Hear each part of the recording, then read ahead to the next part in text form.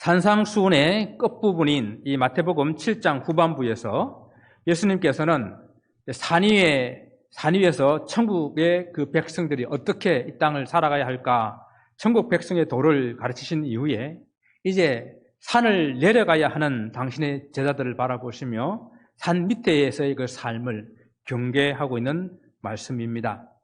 제자들이 살아가야 할 그 산 아래의 그 마을에는 여전히 세상적인 그런 가치관에 따라 이 세상의 물질을 쌓아놓고 자기 정치적인 욕심 또한 야망을 이루려는 그런 세력들과 또 그들과 함께 결탁하고 있는 종교 지도자들, 그들과 함께 살아가야 되는 그러한 세상입니다.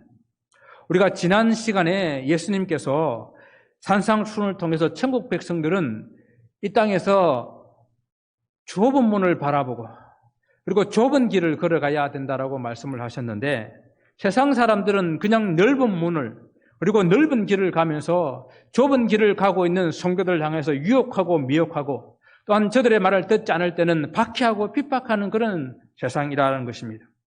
가만 좁은 길을 걸어가도록 가만 놓아두지 않을 것이라는 말입니다. 그래서 산 아래 세상, 좁은 길을 걸어가야 하는 그런 성도들에게 끊임없이 유혹과 미혹이 있는 그런 삶 속에 거짓 선지자들이 그러한 일들을 획책하기 때문에 거짓 선지자들 삼가하라라고 오늘 본문에 말씀을 하고 있습니다. 구약 성경에서 선지자라고 할 때에 원래 선지자는 하나님의 말씀을 받아서 백성들에게 전달해주는, 즉 하나님 말씀의 대언자입니다. 히브리어로 나비라고 하는데, 이 나비는 그 하나님 말씀을 받아가지고 그 말씀이 장차 또 미래에 이루어질 일들을 말씀하시는 것이기 때문에 선견자 혹은 예언자라는 그런 말로 부르기도 합니다. 구약 성경에 많은 그런 선지자들이 등장하고 있지 않습니까? 최초의 선지자라고 하게 되면은 하나님과 동행하며 살았던 에녹 같은 사람들, 아니면 정말 하나님의 명령을 받아서 갈대 우르를 떠나 가나안 땅으로 인도했던 그런 아브라함 같은 사람들도 선지자라고 할 수 있겠죠. 그러나 우리가 하나님 말씀을 받아서 백성들에게 대언하고 백성들에게 지키도록 명령하는 그런 선지자의 본래의 그런 업무들을 생각하게 될 때에 저는 모세가 참 대표적인 선지자가 아닐까 생각을 합니다. 정말 하나님의 말씀을 모세만큼 많이 받아서 전한 그런 사람이 어디에 있습니까? 이 선지자라고 하는 사람은 그냥 난 선지자 해야 되겠어, 나는 선지자가 좋아 라고 해서 선지자가 되는 것이 아니에요.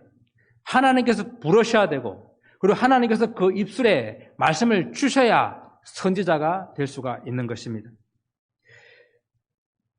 그래서 출애굽기 18장에 이렇게 보게 되면은 하나님께서 이스라엘 백성들 가운데 나타나셔서 이제 하나님께서 말씀하시려고 하게 될 때에 그 백성들이 두려워서 우리가 하나님 말씀을 대면하여 들을 수가 없습니다. 모세를 통해서 대신 듣기를 청구하게 됩니다. 그래서 그 백성들이 하나님에 대한 두려움으로 설 수가 없게 되자 모세가 대신하여 그 말씀을 듣고 백성에게 전해주게 될 때에 그때 하나님께서 모세를 선지자라고 부르시며 대신 하나님 말씀을 전해주라고 이야기하십니다. 그때 바로 선지자가 어떤 사람인가 하나님께서 잘 정의해 주고 있습니다. 내 말을 그 입에 두리니 내가 그에게 명령하는 것을 그가 무리에게 다 말하리라. 이것이 선지자라는 거예요. 하나님께서 하나님의 말씀을 그 입에 두게 되면은 그는 입이 하나님의 말씀을 전하는 도구가 되어져서 백성들에게 다 말하는 사람, 그 사람이 선지자라는 것입니다. 그래서 선지자는 분명한 조건이 붙게 됩니다. 하나님께서 그 입술에 말씀을 주셔야 하고 또 그 말씀을 하나님의 이름으로 세상의 사람들에게 전해야 하는 것입니다. 구약 성경의 사사 시대를 지나서 이제 왕국 시대에 들어가게 되면은 선지자의 활동이 아주 왕성하게 일어나게 됩니다. 아마 가장 활발하게 일어났던 그런 시기가 아닌가 생각하게 됩니다. 그래서 우리가 주로 선지자라고 하게 되면은 이 선지자라는 그런 이름들을 이해하고 아는 사람들이 주로 바로 이 왕국 시대 때의 사람들이에요. 사무엘을 시작으로 우리가 대선지서, 그다음에 소선지서를 기록했던 그 모든 선지자들, 이사야나 예레미야나 에스겔이나 다니엘이나 또 많은 소선지서 그 선지자들의 이름들, 우리가 들어본 이름들이 다 이 시대 때의 사람들입니다. 그러면 왜 왕국시대 때에 이렇게 선지자들이 왕성하게 활동을 해야 했을까요? 왜 그랬습니까? 이스라엘 백성들이 하나님 여호와의 율법을 떠나고 그 하나님의 율법을 지키지 아니했기 때문에 선지자를 일으켜서 백성들에게 하나님의 율법을 다시 일깨워주고 그리고 그들을 회개시키며 그리고 그 회개에 따라 하나님의 백성들이 회개하지 아니하면은 하나님의 심판이 있겠다고 경고하는 일들이 가장 많았기 때문에 북이스라엘과 남유다의 그 왕국시대 때에 선지자의 가장 왕성한 그런 활동들이 있었다라는 것입니다. 우리는 이런 곳에서 힌트를 얻어야 돼요. 언제 선지자가 많이 활동하는가? 하나님의 심판은 주변의 나라들을 막대기로 사용하셔서 이스라엘과 유다를 징벌하는 것이었는데 전국적으로는 예수 그리스도인 메시아인 예수 그리스도께서 이 땅에 오셔서 하나님 나라를 완성시키는 그 일의 상징적인 그런 모습으로 하나님께서는 선지자들 일으켜가지고 이스라엘의 역사들을 써나가시게 됩니다. 그러니까 이렇게 이스라엘이 범죄하여서 많은 그런 선지자들의 활동들이 있어야 됐던 그런 시대에는 그와 더불어 거짓 선지자들도 많이 활동을 할 수밖에 없었다는 이야기예요. 신약 시대에는 이 선지자의 개념이 조금 더 확대됩니다.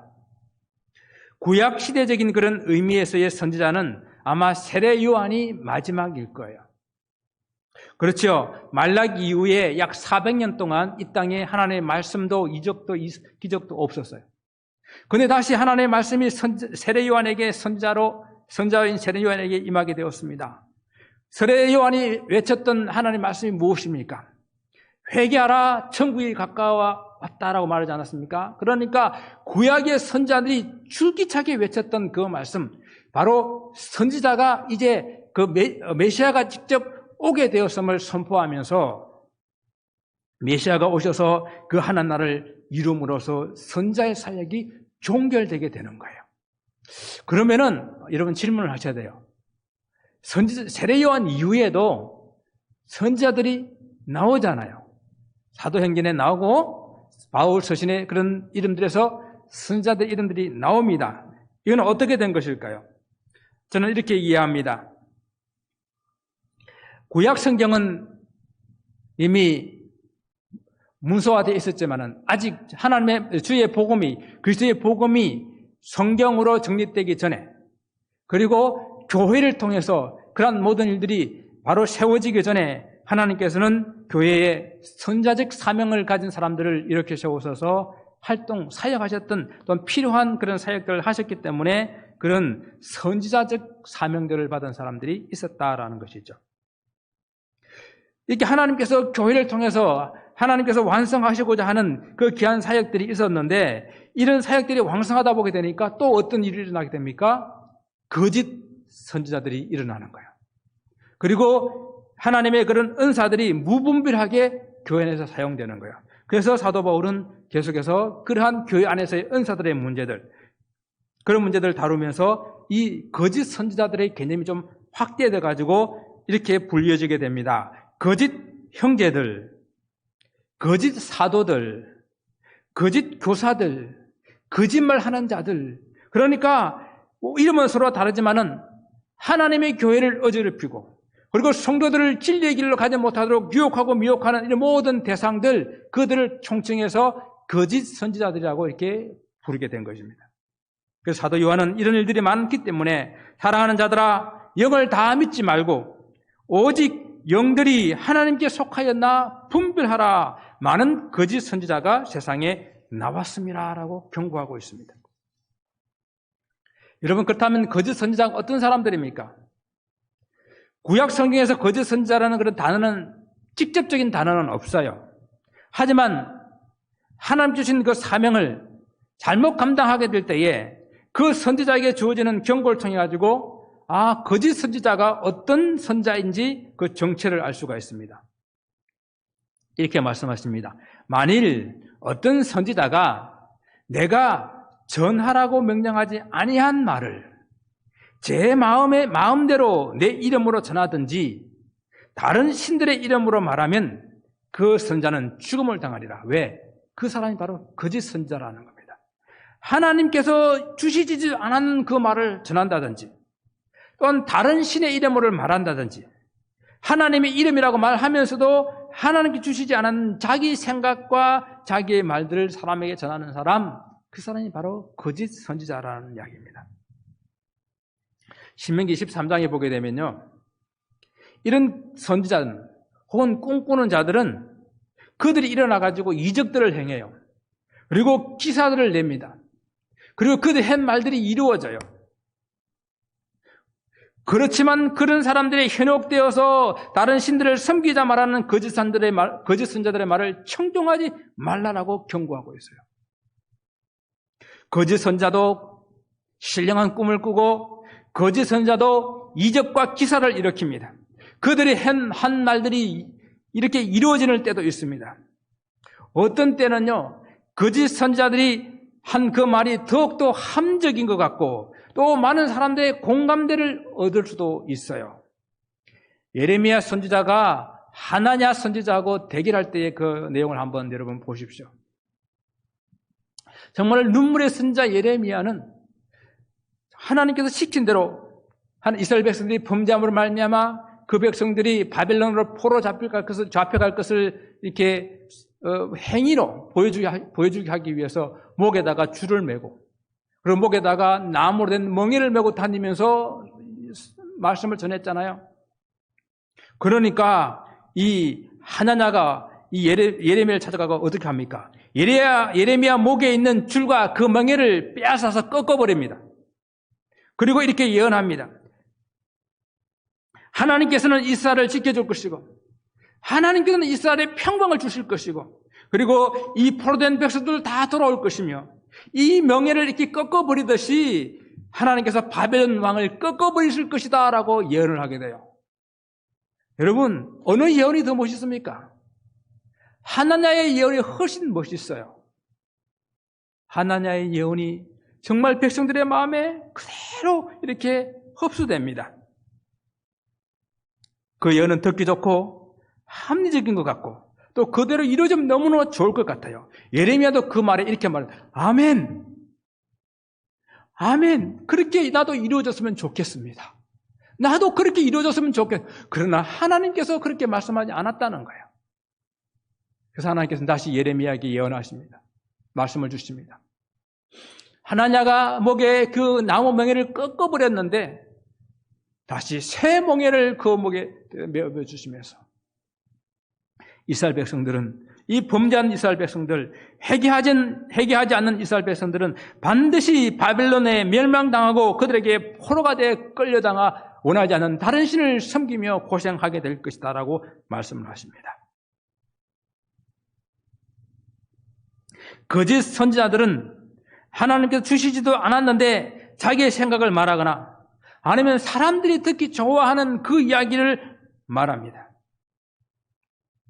그래서 예레미야 14장 14절에서 여호와께서 내게 이르시되 선지자들이 내 이름으로 거짓 예언을 하도다. 나는 그들을 보내지 아니하였고 그들에게 명령하거나 이러지 아니하였거늘 그들이 거짓 계시와 점술과 헛된 것과 자기 마음의 거짓으로 너에게 예언하는도다 라고 안타까워하십니다.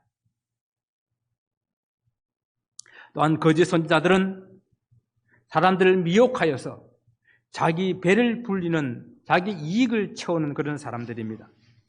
사도 바울도 많은 거짓 선지자들을 경계하면서 형제들아 내가 너희를 권하노니 너희가 배운 교훈을 거슬러 분쟁을 일으키거나 그치게 하는 자들을 살피고 그들에게서 떠나라. 이 같은 자들은 우리 주 그리스도를 섬기지 아니하고 다만 자기들의 배만 섬기나니 자기들의 배를 섬기는, 자기들의 배를 불리는, 자기들의 이익을 위해서 아주 순진하고 미련한 사람들을 미혹하는 그런 모습들입니다. 저는 말세가 가까울수록 더욱더 이런 사람들이 많이 일어나게 될 것이라고 하시는 성경 말씀이 정말 오늘날 실감이 됩니다. 그래서 이 멸망하게 될 이단들을 가만히 끌어들여서 사람들에게 그리스도를 부인하게 만들고 믿음에서 떨어지게 하는 일들이 일어나고 있다는 이야기입니다. 여러분, 우리는 이미 많이 경험했어요.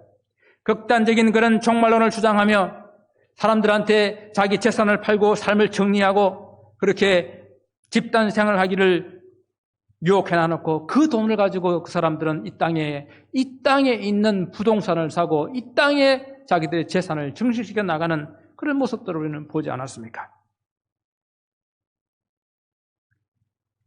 오늘 본문의 말씀은 우리들에게 이러한 거짓 선지자들을 삼가하라라고 말씀하십니다. 거짓 선지자가 내 얼굴에 나는 거짓 선지자입니다 라고 써붙이고 다니면 얼마나 좋겠어요. 그렇다면 우리는 당연히 그런 거짓 선지자들을 경계하고 따라가지 않고 멀리하게 될 것입니다. 그러나 오늘 본문 말씀은 그들이 양의 옷을 입고 우리에게 찾아오기 때문에 우리는 겉으로 보아서는 알 수가 없다라는 거예요. 심지어는 이들은 자기를 그리스도의 사도로 가장하여 나타나게 됩니다. 그들은 주님의 이름으로 능력도 행하고 귀신도 쫓아낸다고 그랬습니다. 거짓 선지자들의 이런 모습은 마치 그들이 광명한 천사로 변장한 그런 사단의 전형적인 그런 수법을 가지고 우리들에게 찾아온다라고 고린도후서 11장에서 경계하고 있습니다. 여러분, 우리가 이렇게 거짓 선지자들을 삼가하고 경계해야 할 이유가 어디에 있습니까? 그들이 양의 옷을 입고 있지만 그 속에는 노략질하는 이리가 들어있다라고 그랬습니다. 정말 우리에게 치명적인 그런 해를 끼쳐서 우리가 가고 있는 이 좁은 길 그리고 생명의 길을 가지 못하도록 우리를 방해하고 우리를 그 생명의 길에서 떨어지게 하려고 애를 쓰는 그런 모습이거든요. 양에게 있어서 이리는 최대의 적이에요. 더군다나 이 이리가 양의 옷을 입고 그들 가운데 들어왔기 때문에 구분을 할 수가 없는 거예요.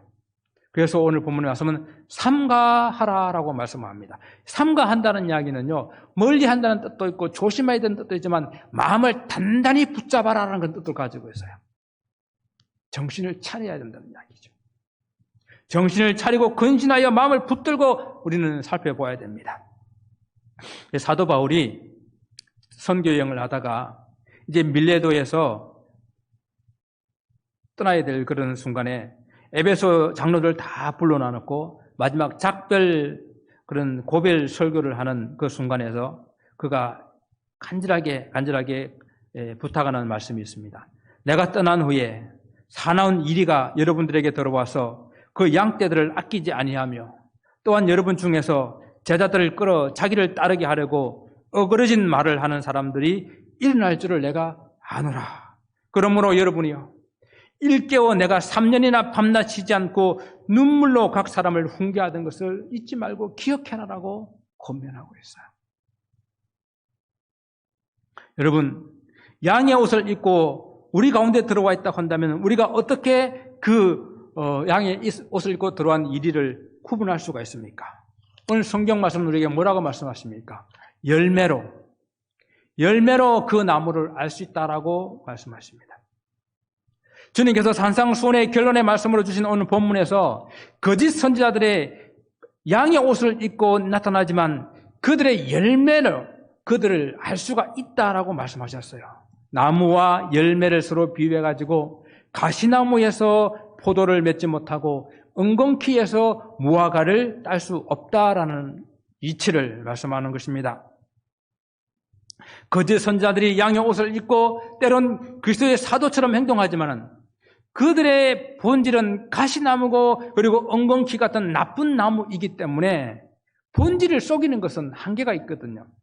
여러분, 본성이라고 하는 것은 어떻게든지 드러날 수밖에 없어요. 어느 정도는 자기를 감출 수 있을지 모르겠어요. 그러나 결국은 그 자기의 본성이 드러납니다.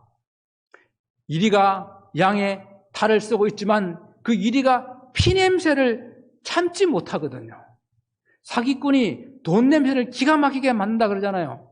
그죠? 그와 마찬가지로 사기꾼이 돈 냄새를 맡는 것이 이 이리가 양의 탈을 쓰고 있지만 피냄새를 참지 못해가지고 그 본성을 드러낼 수밖에 없거든요.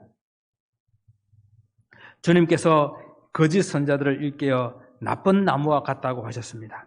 나쁜 나무는 나쁜 열매를 맺을 수밖에 없습니다. 이것은 그들의 말이 아니라 그들의 삶을 보아야 한다는 말씀입니다. 단순히 그들이 번지르르한 그런 외모가 아니라 그들이 살아가면서 맺는 그런 삶의 열매, 그의 행실의 열매를 보아야 한다는 것입니다. 우리가 겨울에 앙상한 가지만 있는 그런 나무를 볼 때에 이 나무가 무슨 나무인지 잘 모를 때가 많습니다. 정말 전문적으로 그 농사를 짓는 농부가 아니면 잘 몰라요. 심지어는 봄에 꽃이 피어도 잘 모르겠더라고요. 유저지 있을 때에 이 꽃이 많아가 축제를 가는데 이것이 백꽃인지 이것이 복숭아꽃인지 저는 잘 모르겠더라고요. 꽃이 지고 열매를 맺을 때에 이것이 사과나무였구나. 이것이 감나무였구나. 이것이 복숭아나무였구나. 알는 것처럼 나무의 그 겉모습은 심지어는 그들이 꽃을 피워내어도 우리는 구분하기 어려운데 열매를 보면은 확실하게 알 수가 있다라는 것입니다. 또한 열매를 보고 나무를 알 수 있다는 그 말은 조금 시간이 지나봐야 된다는 그런 말씀입니다.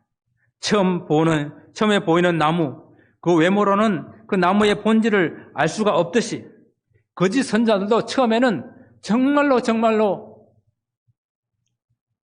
참 선자처럼 정말 진리를 말하는 것처럼 우리가 외모로는 구분할 수가 없습니다. 그러나 시간이 지나면 그 사람의 본색이 말로나 행동으로 나타나게 됩니다. 여러분, 우리 사람들을 겉모습으로 쉽게 판단하지 말고요. 조금 시간을 지나면서 살펴봐야 합니다. 우리가 보통 그러잖아요. 사람을 좀 잘 알려면은 그 사람하고 여행을 해봐라. 그죠? 같이 여행을 해보게 되면은 드러나거든요. 자, 두 번째는 우리가 어떻게 그들을 구분할 수 있습니까? 저는 그 명품이 잘 몰라요. 뭐가 명품인지. 명품 이름도 잘 모르고, 몇 가지 아는 거, 구찌라 하더나? 구찌, 이런 거 몇 가지 알고 있는데. 구찌 명품 맞죠? 네. 명품 이름도 잘 모르고, 명품 갖다 줘도 이것이 명품인지 짝퉁인지 전 잘 몰라요. 근데, 요즘에는 이 짝퉁을 너무도 똑같이 만들어가지고, 명품을 좋아하는 그런 사람들도 이게 잘 구분이 잘 안 된다고 그래요. 하지만은 정말 진짜 잘 살펴보게 되면은 진짜와 가짜를 구분할 수 있지 않습니까? 짝퉁은 항상 저는 그 짝퉁 만들 그 기술과 그 수고와 그 어떤 힘을 가지고 새로운 물건을 개발하면 얼마나 좋을까 싶은데 그러지 않더라고요. 또 짝퉁 만드는 사람은 그 진짜 명품 그거 똑같이 이렇게 만들려고 애를 쓰더라고요. 그와 마찬가지로 양의 옷을 입은 이리들도 꼭 우리를 따라하려고 그래요. 우리가 보는 성경 말씀 가지고 뭘 만들어내고 우리가 하고 있는 똑같은 형태로 뭘 만들어가지고 사람들이 진짜인지 가짜인지 알 수 없게 이렇게 만드는 거예요. 어떨 때는 우리보다 더 은혜스러워. 그죠? 짝퉁이 진짜보다 명품보다 더 고급지 보이게 이렇게 만드는 그런 모습들을 보게 됩니다. 그래서요, 정말 우리는 비슷하고 그렇단 그런 가짜된 그런 말씀을 구분하기 위해서는 진짜 말씀을 날마다 읽고 그 진짜 말씀 속에 푹 찌들지 알면 안 돼요. 그래서 그 은행의 위조 지폐를 구분하는 그런 그 캐셔들이 위조 지폐를 잘 구분하려고 그러면 진짜 지폐를 계속 만져봐야 된다 그러잖아요.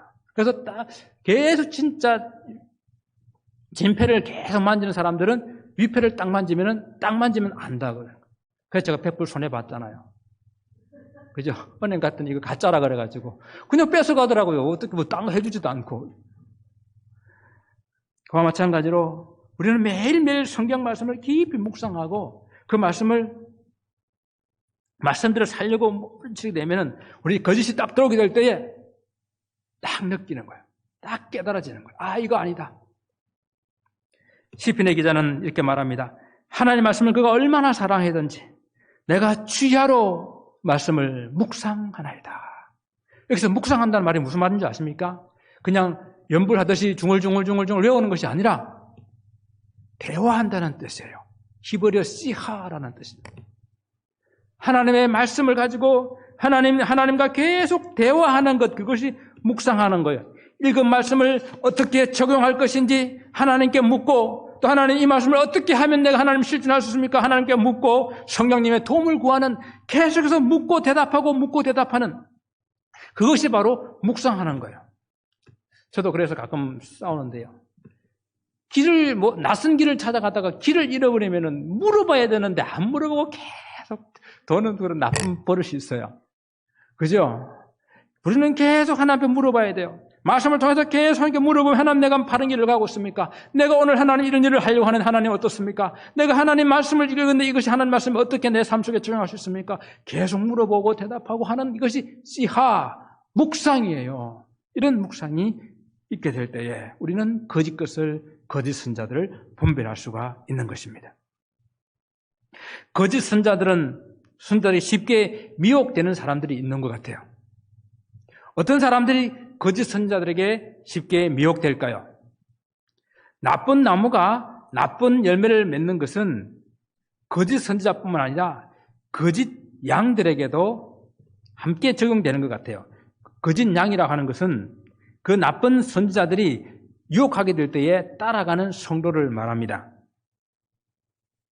정말 이단들이 말도 안 되는 그런 주장을 하는데 어떻게 그 말을 듣고 자기 재산을 팔고 정말 어떤 사람들은 박사고 석사인데 그런 말을 따라서 행하는지 어떨 때는 진짜 이해가 안 될 때가 있어요. 그런데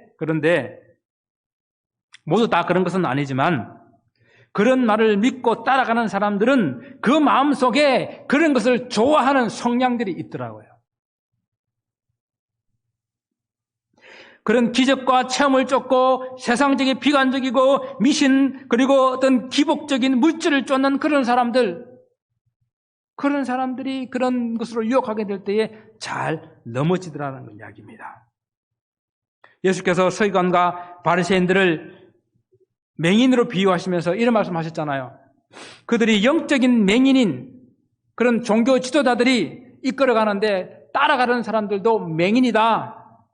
맹인이 맹인을 인도하여서 둘 다 멸망의 길로 간다라고 그랬잖아요. 그러니까 맹인이 인도하는 사람이 누구냐? 맹인이라는 거예요. 그의 마음속에 영적으로 분별력이 없는 그런 영적으로 그가 보지 못하는 그런 맹인이기 때문에 잘못된 길을 제시하게 될 때에 따라갈 수밖에 없다라는 것입니다. 그래서 우리는 거짓 선지자들의 그런 유혹에 넘어가지 않기 위해서는 내가 영적인 분별력을 가지는 영의 눈을 뜨는 그런 하나님의 사람들이 되어야 된다는 이야기입니다. 오늘 제목처럼 여러분과 저는 좋은 나무잖아요. 맞죠? 좋은 열매를 맺으셔야 됩니다. 아름다운 열매를 맺으셔야 됩니다. 지나간 우리의 시간들을 돌아보면서 우리가 어떤 열매를 맺었는지 한번 점검해 볼 수 있기를 바랍니다. 정말 아름다운 열매를 맺은 아름다운 좋은 그런 나무로서 살아왔는지를 돌아볼 수 있기를 바랍니다. 주님과 함께 걸어온 지난 날들을 우리가 맺은 그런 열매들을 돌아보시면서 때로는 좀 부족한 부분도 있었지만 그러나 정말 주님 안에 거하며 최선을 다해서 우리 삶의 열매들을 맺어왔는지를 돌아볼 수 있기를 바라요. 주님께서 함께 이렇게 맺어준 남가주 예수사랑교회 이 교회를 통해서 우리가 어떤 열매들을 맺어왔는지를 한번 돌아보시기 바랍니다. 정말 주님께서 기뻐하시는 성령의 열매들을 주릉주릉 맺기를 원합니다. 이 말씀을 오늘 이렇게 결론을 내리면서 오늘 이 말씀을 우리가 한번 경고의 말씀을 한번 이렇게 받았으면 좋겠다라는 그런 생각이 있어요. 구약에서 또는 신약에서 선지자가 어떤 사람들인가, 거짓 선지자가 어떤 사람인가를 이렇게 살펴보면서 이런 것을 발견했어요. 참 선지자와 거짓 선지자가 정해져 있지 않구나. 똑같이 말씀을 주는 그런 선지자라는 이름만 가지고 있지 거짓 선지자가 따로 있고 참 선지자가 따로 있지 않구나 하는 것을 생각을 했어요. 참 선지자도 세상의 여러 가지 미혹들에 현혹되게 되게 되면 하나님이 원하지 않는 그런 자기 인간적인 말을 세상적인 그런 말을 전할 수도 있다라는 것을 보라보면서 제 자신에게 큰 경고의 말씀으로 이 말씀을 받았습니다. 여러분, 이단 교리를 주장하는 그런 교주들이 처음부터 그랬던 건 아니에요. 정말 처음에는 순수하게 하나님을 잘 한번 섬겨보려고 애쓰다가 이단으로 빠진 사람들이 참 많더라고요. 저도 믿음이 좋고 영성이 있다는 그런 사람들도 우리가 조심해야 될 것은 그것이 조그만 교만으로 이렇게 자리 잡게 되게 되면 금방 우리는 나락의 길로 떨어진다는 사실을 보게 됩니다. 그래서 우리는 겸손하게 날마다 십자가 앞에 자기를 쳐서 복종시키지 않으면 안 된다라는 경고의 말씀을 받기를 원합니다. 성도들이 분별력을 가지지 않으면 영적 맹이 되어서 우리를 잘못된 길로 유혹하고 미혹해도 그게 넘어갈 수밖에 없다라는 것입니다. 그리고 마지막 한 가지 더, 인내하며 주님의 경고의 말씀을 우리는 늘 기억해야 됩니다. 나무가 꽃이 피고 열매를 맺기까지는 시간이 걸리잖아요. 심지어는 밭에 뿌려진 그런 가라지도 주님께서는 거두지 마라 그랬습니다. 뽑지 마라 그랬어요. 마지막까지 추수할 때까지 남겨두라라고 그랬습니다. 가만두어라 그랬어요. 그래서 함께 자라갈 수가 있습니다. 그러나 좋은 나무도 나쁜 나무도 결국 열매를 맺을 때가 오고 그 열매를 맺지 못하는 나무는 다 찍어서 불에 던지게 되는 그 날이 온다라는 것입니다. 모든 인생에게 삶의 마지막이 있듯이 또한 우리 인류에도 모든 것들이 끝나는 종말의 시간이 있다라는 것입니다. 열매 맺지 않은 나무는 그때 다 불에 던지게 될 것이라는 분명한 경고의 말씀을 우리는 들어야 됩니다. 오늘이라는 시간, 지금이라는 이 시간, 주님께서 기회를 주셔서 좀 아름다운 열매를 많이 맺지 못했는데 주님이 다시 한번 해봐라, 다시 한번 해보자 하고 우리에게 기회를 주셔서 지금 저와 여러분이 이곳에 있는 거예요. 그렇다고 한다면은 이 기회 주신 이 기간 동안에 우리가 하나님께서 원하시는 그런 아름다운 열매를 맺기 위해서 또 그 마지막에 분명히 우리에게 있다는 그 경고의 말씀을 가지고 우리가 아름다운 열매를 맺는 그런 결단하는 저 여러분 되시길 바랍니다. 사랑하는 성도 여러분, 아름다운 성도들은 아름다운 열매를 맺어야 된다는 주님의 이 말씀을 받아서 우리의 남은 시간을 통해서 주님께서 기뻐하시는 그런 아름다운 열매를 주렁주렁 맺어드리는 사랑하는 성도들 되시기를 주님의 이름으로 축원을 드립니다. 기도하겠습니다.